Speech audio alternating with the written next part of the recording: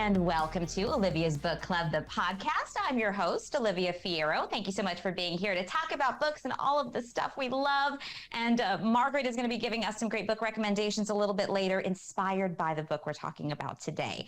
Our guest, Chandler Baker. She has a new release, The Husbands, New York Times best-selling author of the Whisper Network, published several young adult novels, and this book is getting all of the attention already. I'm talking movie deal, talking Good Morning America book club. I mean, it's not Good Morning Arizona, but, you know, people have heard of it. Chandler, congratulations. What an exciting ride. And I mean, this only your second dive into women's fiction.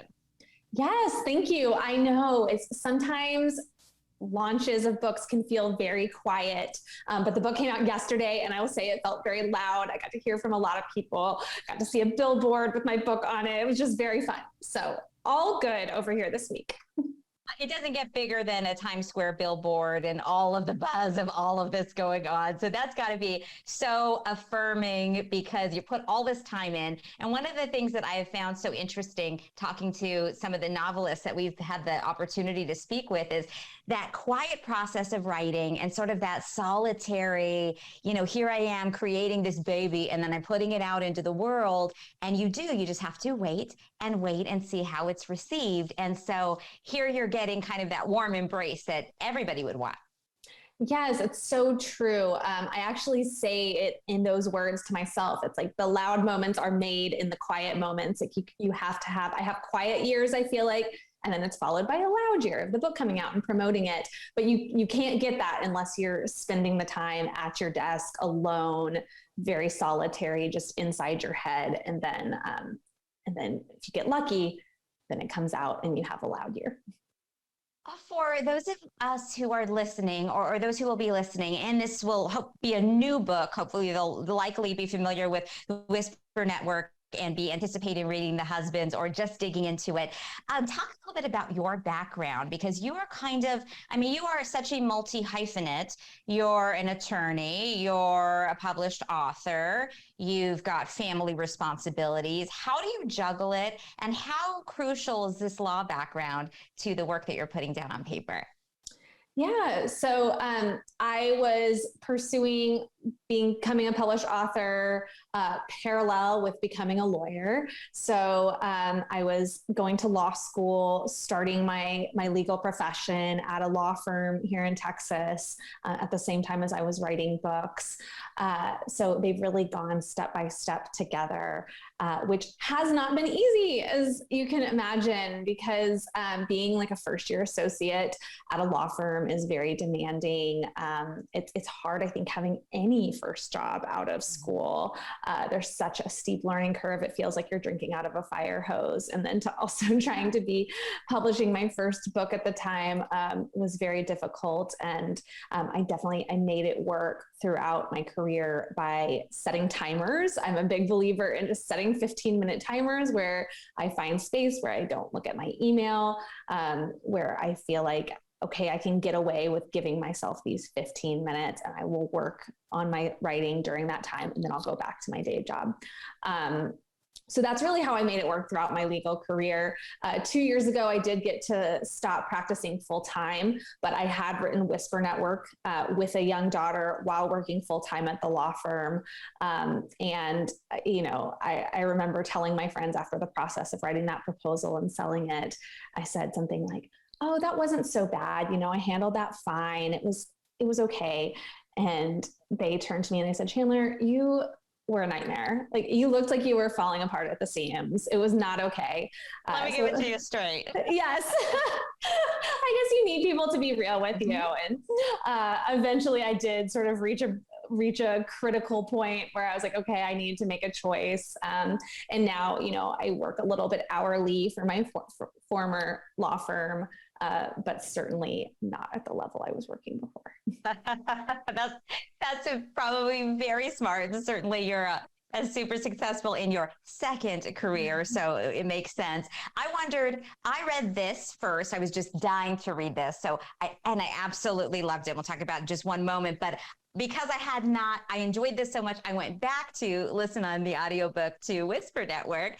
So I was able to kind of get to sort of full circle with you. And I was thinking about when you published that, what it was like to go back into the office and if there were any awkward moments or awkward conversations, once this was out in the world.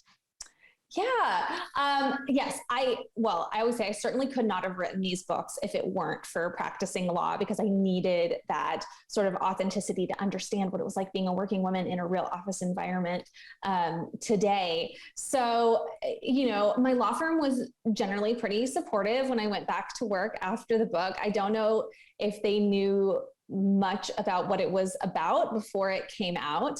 I typically say that, what went on at my law firm was not really any worse than what goes on at tons of different corporate environments. There's often great people that work at companies. There's often a few bad apples that can have large effects on women's careers. And that's certainly the way it was where I worked. I really just tried to be, I tried to tell myself that the problem was not in talking about the things that happen and about the culture. The problem is in it happening. So if I were to get in trouble for it, which I didn't at my law firm, then that was going to be how I framed it, at least in my mind. It complicated matters a little bit more. I knew I was kind of on my way out, but my husband actually went to work for my law firm during like the month right before Whisper Network came out. And that changed my calculus a little bit. I was like, but there have been some male partners that have read the book, which has been really funny. And they've said, I'm not sure this book is for me. Well, I didn't write it for you, so yeah. It's hitting the note with a lot of people, definitely. Yeah, or maybe it should be for them, though. Assigned reading. I think that actually would be quite smart and quite helpful for the other women who are coming up in the next generation of corporate environments and really any work environment. Okay, so let's regroup here and focus on The Husbands, your brand new book, and the central character of Nora Spangler, who is also a lawyer, also juggling everything. She is a mom and an expectant mom, and she's got her hands full. They start out by looking for a new home. Mm-hmm. Yes, they're looking for a new home because she feels like she's running out of space. And it shouldn't surprise anybody that when I was writing this book, I was pregnant with my second child. I was 7 months pregnant. And I think a lot of women get to these critical points in their careers at the same time that like family planning makes sense for them and that it's time to expand their family, or, they feel like they want to expand their family. And that was certainly a crunch that I felt, both honestly in my legal career. And when we were ready to have a second child, I felt like my writing career was taking off, and it was really hard to kind of juggle the timing of when we were going to do that. So yes, Nora is trying to convince her husband to move to Dynasty Ranch, which is a nice suburban neighborhood. And she meets a group of high-powered women there with sort of enviably supportive husbands. She's experiencing that internal conflict that a lot of us go through because, like you said, you're on a path and sort of oftentimes it's, there's a drought where you're sort of prepping for life, and then all of a sudden life starts to happen, but it's happening in all spheres that are important all at once. And it's easy to feel like Nora does, a little bit guilty about wanting to. Her preference would be to focus on her career at that moment in time. She wants to be on a partner track. And that's a hard space for a woman to sit in and accept and share with other people because there's a lot of judgment involved. Yes, absolutely. And it's something that I can very much relate to.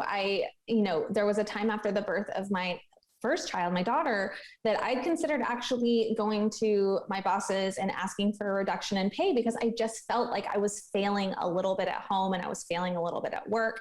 And I just wanted to stop feeling that guilt that you're talking about just a little bit. Yeah. And I have a philosophy that if you then completely step back from one of those things, your expectations of how good you would be in what you're focusing on are so out of reach. Yeah, that's probably so true. Like if I did that, I mean, this reality would be I still am not a good cook and I still wouldn't be able to like make a better meal than my husband and all of this stuff. So, it wouldn't just click on and be Martha Stewart all of a sudden. It would be just failing at home, but with more time to do so.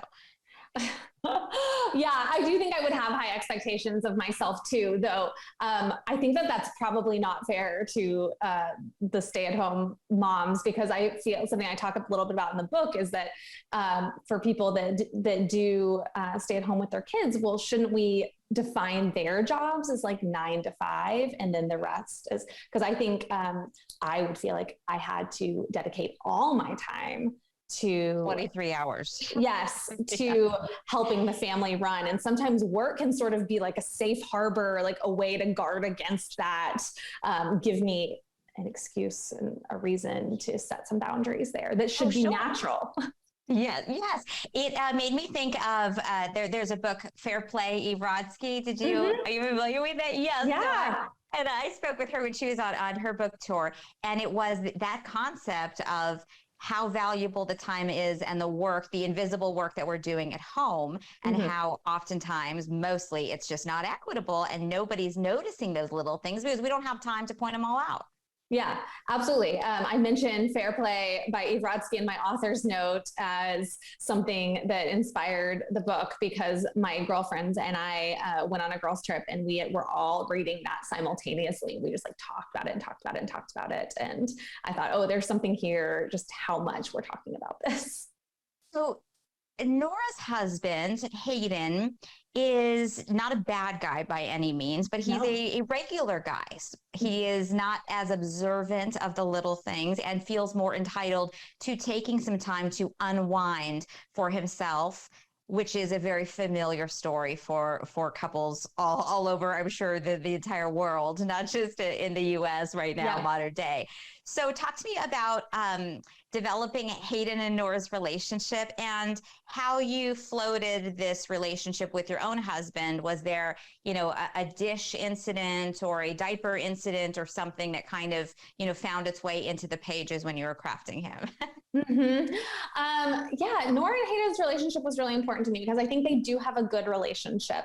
And I say that I'm not really interested in talking about bad guys who aren't even trying. All the women that I know in my life are strong feminist women, and they're not doormats. They're married to these like dad 2.0 types. They wouldn't be married to somebody that wasn't even making an effort. I don't know any couples like that. And yet there is still a default bias for these women in my life, and it's not equitable. So, I wanted them to have a true closeness. They have jokes. They have a great sex life. They have all these things that are important. Nora always says in the book that the things that she loves the most and the things that drive her to madness are, a perfect Venn diagram. They're an exact circle. They're the same thing. And I think that's so true because she does want her marriage to work. And yet she feels like she can't nag her way into a perfect partnership without losing herself in some way. So in terms of if there's any like specific incidences that my husband does that have made their way into the book, I really tried not to. Certainly there's certainly my friends' anecdotes to some extent. And there's a lot of emotional truth in what happens more than factual. We've definitely had the where are the extra paper towel rolls conversation, more than I would like. But yes, definitely this book has led to a lot of conversations in our own home as we kind of navigated, how much Hayden and Nora were avatars for ourselves. So it's suspenseful. It's a thriller. There's a lot of layers to it. When you were giving the pitch for this book and kind of working through it in your own brain, how did you classify it? How did you first present it? And how did it evolve as you were writing? Yeah, from the very initial pitch to my editor, I said, this is a gender swap Stepford Wives.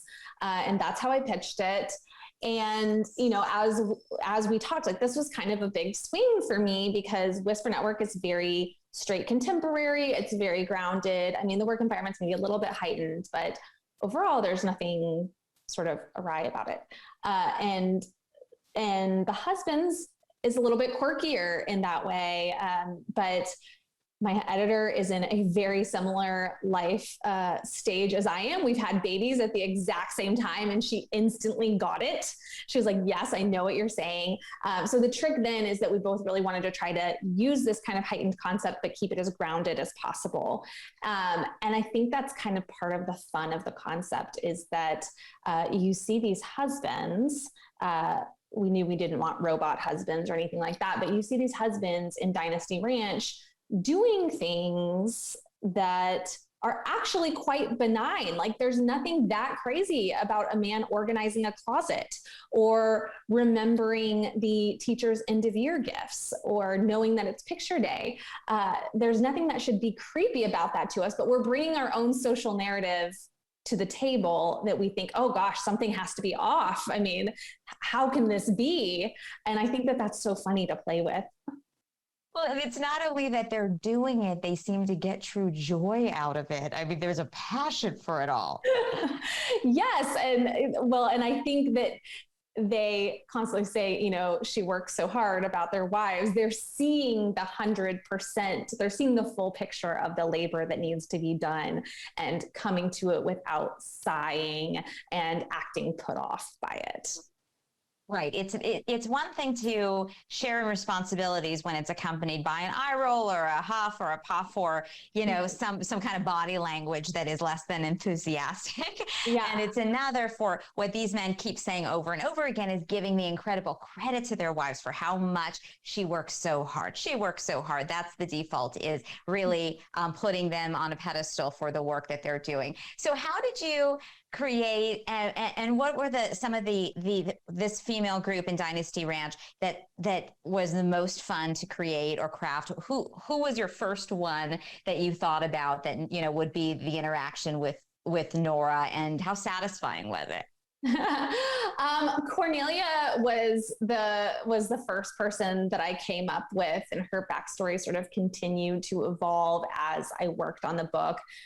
She is a psychologist, and she's a couples therapist, which of course was very, very fun to play with. But really all the women were so fun because I just think it's really interesting to think about what women could accomplish, and what accomplishments we're missing out on from women if they weren't so bogged down at home. So I love imagining this world where, you know, you're at the top of your field as a neurosurgeon, or you are a best-selling writer, or a tech executive that's doing a startup and doing it really with a lot of style. So those were all fun to do. Dynasty Ranch is enticing for so many reasons to Nora. And one of them is just the opportunity for that sense of community and female friendship, and also almost joining an adult version of a sorority. And I think that was very interesting and resonated with me as I was reading it, because it's easy to make those circles of friends when you're in high school, when you're in college, when you're living in a sorority house, all of these things, maybe in the first 2 years of working, if you're, you know, everybody's a fish out of water, relocates or whatever. As you grow into more of a busy adult, it's harder and harder to create a network of peers. And I think that we all long for that. And that is one of the most enticing things maybe to Nora. Yes, absolutely. I'm so glad you said that. I think it's so hard to make friends as an adult. It's like dating. I find it very hard to like ask a new friend out, to try to take it from acquaintance to the type of friend that you don't have to clean up before they come over to your house. And, you know, Nora has this great friend from high school and they're still really close, but she also needs people that are going through, that are in her stage of life, or that have already gone through her stage of life, that can offer personal experience and advice. And I know that that's something I value with my friends so much, being able to talk to them or vent to them and have them say, I went through that. You know, I have also had a child throw up on my lap or whatever it is, to explain, to have those experiences that you can share and feel really related to. And that's what Nora is looking for. And it's not to, you know, devalue your old friendships, but it's nice to make friends in every phase that we go through. And it is challenging because you don't have that shared history. So you're creating a new one. Yes. Those spaces sometimes, yeah, we're not as adept at sparking those friendships as quickly, maybe. Yeah. And I love that. I think book clubs are probably like, how a lot of adult women are making friends. I really think that that's kind of like the stand-in play group of adulthood for how to make female friends. Meet you in the sandbox, later meet you at book club. You bring the wine. We'll see. A couple of us will connect at the very least. Exactly. Nora is also wrestling with a secret, and I won't have any spoilers, of course. But she's wrestling with a secret and her interpretation of it, and also that kind of a level of guilt that goes through with which, as moms, we all have moments that we kind of, you know, think of that we wouldn't have wanted to be necessarily viewed by somebody else, or we need to reframe for our own kind of sense of comfort or security when we know we could have done better, but we you know, we have to give ourselves some sort of explanation, even internally, if it's private. So that was a very relatable and important part, I think, of Nora and why she is where she is. How did you approach that? Yeah, I mean, I really played on my worst parenting fears. Certainly the secret has to do with one of my worst parenting fears. I wanted it to be something that she could also feel internally so guilty for, but blame her husband for a little bit too. Like, she feels like this was actually a problem that they both created, but she can't say that because at the end of the day, she was responsible for it. It was her fault. And she feels like, I'm such a good mother. And yet, like, there's this footnote to my motherhood that makes me feel like I failed in this big way.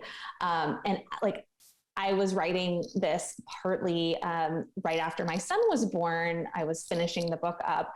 And I mean, I had a terrible moment where I dropped my son, like, not from very high, but like, I picked up the bouncer, which you're never supposed to pick them up in the bouncer, but done it 1,000 times, and it just broke and he fell out, and it was, you know, he was 5 weeks old, and it was horrible. And I'm like sobbing to my husband because I'm like, what did I do? And went to the emergency room, and I'm like explaining it to the doctors, and you just have this horrible feeling of like trying to explain what happened every single time. And it doesn't really matter because it happened and you have to deal with it. But so that was very fresh at the time. Oh, yeah. And he's okay. Yeah, of course. Yeah, that's what you keep saying. But I have another child, and that one never fell. Never I fell. know. I was like, never, we've never had a broken bone. We've never done anything. I know. Not a pattern at all. I have a friend who went through basically the exact same thing. And she was the experienced mother that I was asking questions of all the time. And our kids, I'm like, I'm the one that's new, so I'm so paranoid. And she's so, and I, oh my gosh, it was just, how can that be? Oh no. So I want to just, you're in a moment, I'm sure, of celebration and glee as these revelations or announcements, reactions, all of this good stuff come out surrounding the husbands.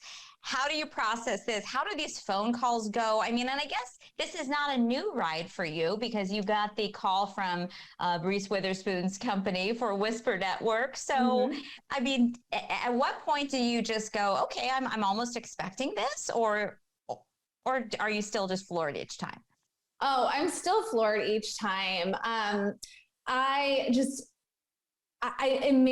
process it as sort of relief because I'm always so scared of disappointing people. I'm so scared of disappointing my publisher.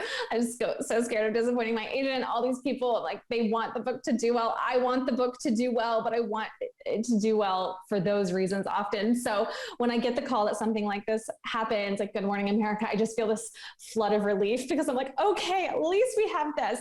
And then of course I move on to worrying more. So, you know, it's always kind of moving the bar. And I really thought after I had the Reese's book club thing, I thought, okay, well, this time that's not going to happen again. I'm not going to get another book club pick. Lightning doesn't strike twice like that. It's not going to happen. I had really come to terms with that. And then to get the call a couple months ago that it was going to be the Good Morning America book club pick. I mean, that was a total surprise, and just, I mean, thankful for my publishing team and what good work they're doing. Well, yeah, you're sharing a great product and something that is, it just thematically, it gives you so much to dig into. I mean, it really is an ideal book club book to share in any space, because it's the kind of stuff as women that we want to talk about anyway. Thank you. I hope so. I mean, that's really how I've started coming at my books, is just what am I talking about with my friends on our own? What gets us talking for a long period of time? What are some questions that I could ask colleagues and family members that could contribute to the book? And if I have like a theme like that, then I know I'm on the right track right now. There is also already a movie deal. Yes. Yeah. And I'm so happy we, announced it. So actually get to talk about it, which is really fun. So, I mean, that will be, what are your expectations for that process? Will you be involved in the screenplay? You hand it over to somebody? Will you? Yeah, I am writing the script. So that was really important to me when we sold it. So Kristen Wiig is starring and MGM is the studio. But I, from the get-go, said on this project, I want to be attached to write it. So this is my, first screenplay foray. And thankfully I have really good partner in Kristen to advise me and to offer guidance. But yeah, it's a whole new world. But yes, I'm very happy to really be involved. I'm thinking it's a really good thing you stepped away from the 12-hour workday at the office. Otherwise, yes, that would be impossible. Yes, I do not think I could have pulled that off. Yeah. That is amazing. Chandler, let me ask you, it's very much the moment in your life that is allowing you to write this very enjoyable, very delicious, kind of meaty, entertaining book. What does Chandler Baker right now tell Chandler Baker, who is, well, maybe you were a different last name, so Chandler, 18, 19, 20, unsure of what the future holds, thinking life is going to be one path, following certain expectations or whatever. I mean, how surprising is where you are now to, would she be to a younger version of yourself? Oh my gosh, she would be so surprised. I think I would tell her that, yes, as you get older, options narrow. It feels like when you choose one college, well, then you're turning down every other college. When you choose law school, you're probably not going to medical school. It seems like as you get older, the more options narrow and the more you're on a path. But I don't think they narrow as much as we think that they do. And you can be more than one thing at once. And it is possible. I felt a lot of guilt for not fully dedicating myself to law school. I knew that I had another passion. I felt a lot of responsibility and some parental pressure because I was a very responsible student. And yet I clearly was not studying all the time because I was writing books. And yeah, I would just, say that it's okay to pursue two things at once, and also to trust your own voice and trust your own gut and develop your taste. And I feel like that's what I've been doing more and more the last couple of years. That's awesome. And that makes life so exciting, because for people who are listening and who love books, I think we all have a little dream inside that we could write. We just don't have the confidence or the perspective to be able to find what would be unique in our own story. Absolutely. I always feel that people that are readers really could write a book. Like, if people don't read, then I say you should not be writing books. But if you are a reader, I 100% think that everyone can write a book. You just have to sit down and start that first line. That seems to be the hardest part. It is the hardest part, but I think people try to make it bigger than it is. I truly say give yourself 15, 30 minutes a day. And if you are diligent with that, it will add up to a book much more quickly than, probably in 6 months, less than a year, you could have a book that way. Would you recommend starting with a character or starting with a concept or an outline? I don't outline much. I should outline more, and it's not an efficient way to write. But I don't think that writing is supposed to be particularly efficient, and that's fine with me. I start with a premise, so I generally just have a pitch in my mind. Like I pitch myself a book that I think would sound really cool, and I start from there. Something that you would read. Yes. And since you mentioned that we're all kind of writers, or certainly all readers to begin with, what do you remember being the first book or book series or moment in your very young life that made books feel like magic to you, that put you on the path as a reader and ultimately as a writer? Yeah, I very strongly remember reading Island of the Blue Dolphins. I really loved that. Did you? That was magical for me. Yes, I went through like a big wolf and or sled dog stage in my young reading life. I love that. I loved A Wrinkle in Time. I listened to the audiobook, which was on tapes at the time, of The Hobbit. I think like 12 times before I was able to like read the later books. And that was just a book that I loved and wanted to learn to speak Elven and all that stuff. Now you get to share that with your children. Yes, I know. And I'm really hoping that my daughter likes to read. She just turned 6, and she can read, but sometimes it's still a chore to get her to sit down and do it. And sometimes it's just the fact that because we like it, they're going to choose not to like it. Yes, there might be some of that. Yeah. And it's, a constant battle these days against screen time. Yeah, that struggle is real. Somewhere in there is the premise for your next book, I'm sure, because that's probably Totally the right. topic that's most dominant in my mom conversations. Okay, there you go. But Chandler, thank you so much for joining me today. I absolutely loved The Husbands. I just thought it was delicious and fun and full of surprises. And it was a great pleasure to read it and definitely to talk to you. And I can't wait for what's next. Thank you so much. Thank you. I appreciate it.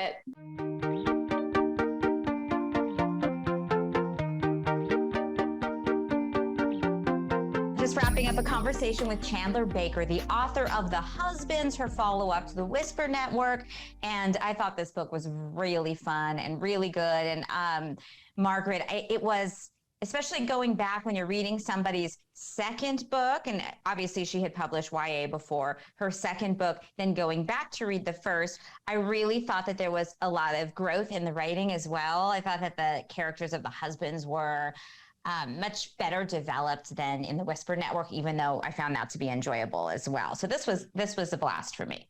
I liked this book. I mean, I didn't really realize it was much of a step forward twist as much as it is. And so I do have the Whisper Network. I haven't read it yet, but I'm hopeful that I'll see kind of the same thing. It kind of reminds me of the Britt Bennett situation where we read the second book first, and you can see the development of her writing as well.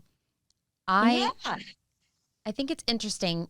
You guys didn't talk too much. You talked about it a little bit, but for me, I felt the involvement of the neighborhood was just so interesting. I always find that so interesting because, yeah, you get to know your neighbors sometimes, but I feel like in this world currently, unless you really live in a small community, that you don't really get to know your neighbors as much. And living in a city environment or apartments and condos where everyone kind of doesn't talk to you, it's just such an interesting concept. It's totally different. If you're going from where I would say most people probably live in a no eye contact zone, which is that's the default for most people. Otherwise, it's almost too intimate, especially if you're going to be returning to the same place over and over again, and you don't necessarily want these people all around you all the time. When we moved from Las Vegas to Arizona, our Vegas neighborhood was a nice, planned community, but with the exception of going to the central kind of club area, nobody spoke to each other. And so you went in, you pushed the button, you closed that garage, and then you got in your car, you opened it up. So you were not spending any time outside. And when I moved here, this was people brought cookies over and notes and names of gardeners, and a lot of stuff, and it was such a funny, it's wonderful, but it was so much, and it was such a change for me. I was probably like a completely stiff cold fish at first, because it was just a complete change. I was like, oh, these people are going to know my business, and eventually I'm going to know theirs, and that's a good thing, but it is different. So this is kind of what she's developing to a much more heightened level in Dynasty Ranch. Yeah, that's incredible. I mean, those are very nice neighbors you have, but I could see that being overwhelming, especially, when you come from something that's the complete opposite, where people just basically ignore you. Yeah, you're still unpacking. So, okay, so you thought of a couple of books where the environment and the neighborhood in particular is almost another character. Yes, actually, these were two books that I recently read, both allotted to me via NetGalley, where we're allowed to get some advance copies. They're both out now. The first being, they're both thrillers in their own right. One called The Therapist by B.A. Paris, which one of B.A. Paris's books I truly did not like, and that was called The Dilemma. Okay. But I was like, let's give it another shot. And this is set in a neighborhood called The Circle, which, if you've watched the show on Netflix called The Circle, that's all I could really think about. That's the social media competition one, right? Yeah. And they're all in one building, but they never see each other. But, I mean, all these neighbors see each other, and it's just a situation of this neighborhood. A woman is murdered, and she was friends with the people in this neighborhood, and there are some similarities going on between the people that have now moved into this house. And this woman is trying to make friends with these other people, but also kind of picking and prying into what actually happened, because her husband and the realtor did not tell her that a woman had died in that house. And so she felt like, this is weird. Why is everyone hiding this from me?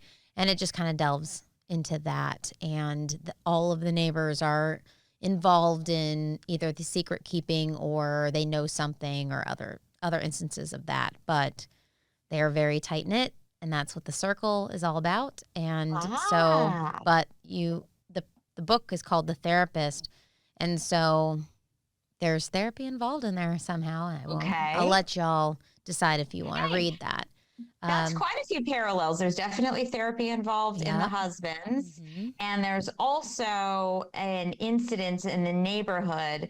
There's been a fire, and that's not giving any that's no spoiler. There's been a fire, and so that this idyllic, perfectly planned, beautiful neighborhood where it seems like everybody behaves perfectly and nothing goes wrong. There's also a home that has burned down, so that's kind of puts your senses kind of on high alert that something might be awry. So that's one of the fun components of The Husbands. Yeah, I will say this B.A. Paris novel I liked a lot more than The Dilemma. The Dilemma was the book that I was, on a plane when I got to a part in the book that I had to shut the book and read something else. Suddenly there was something about an airplane in it, and I didn't enjoy that. And then the whole premise was ridiculous. It's all timing. Oh, yeah. And that was the last book I read last year, and so I was very disappointed in that being my final read. But I will say, you give authors a try, you try it again, see if it works. This one was better. I will say that fully. And I actually enjoyed it. And then the one that I read most recently of the two is called Such a Quiet Place by Megan Miranda. And she's known for... this looks great. I've flagged this, but I haven't started it. And it started very slow. I will say that, I was having a hard time just really getting into it. And then finally, about halfway through, it picked up speed, and it picked up fast.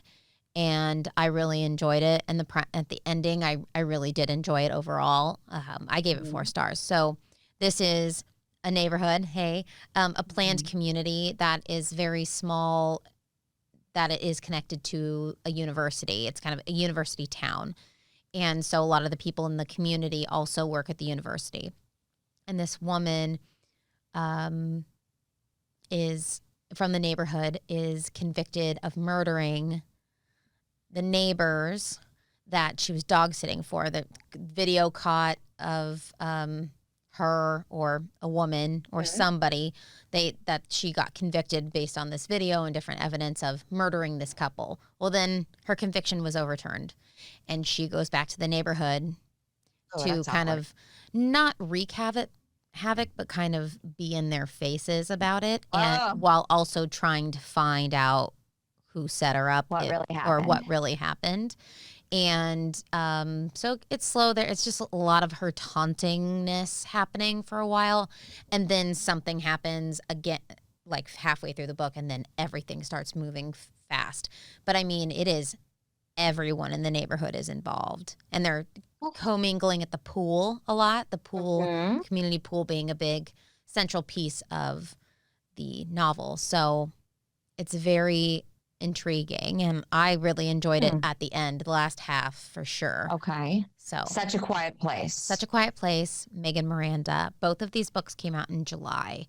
So they're out. They're in there. All right. Yeah. And The Therapist. B.A. Paris.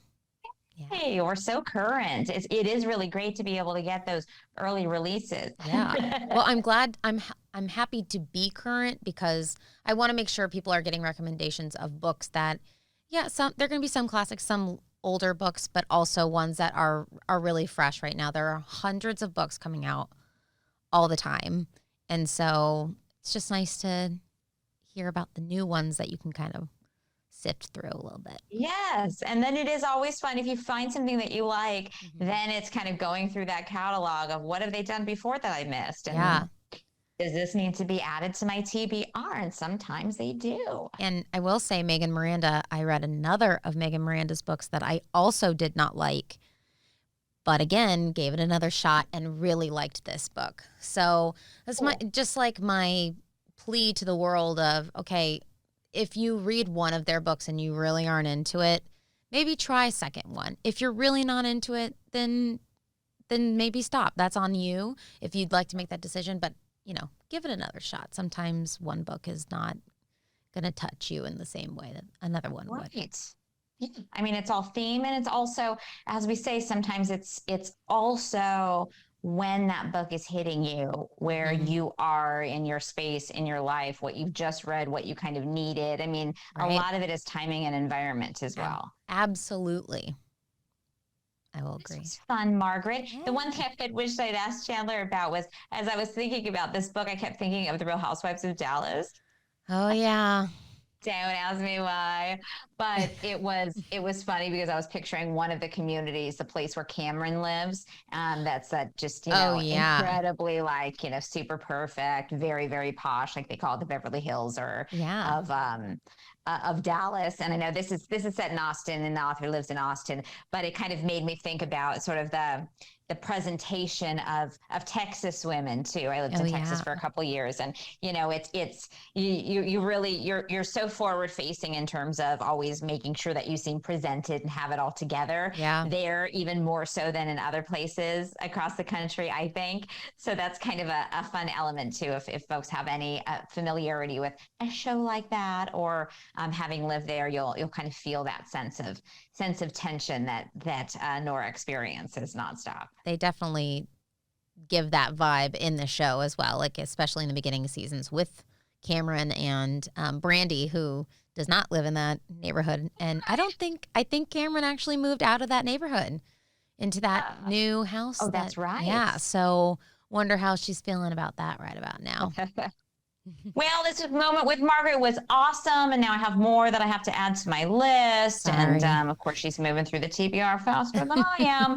But thank you so much for joining us today. And this was a discussion of by Chandler Baker, her new book this summer, also the Good Morning America book club for the month of August. So lots to consider reading coming up, and lots to talk about later with your own friends and your own book club. So till next time.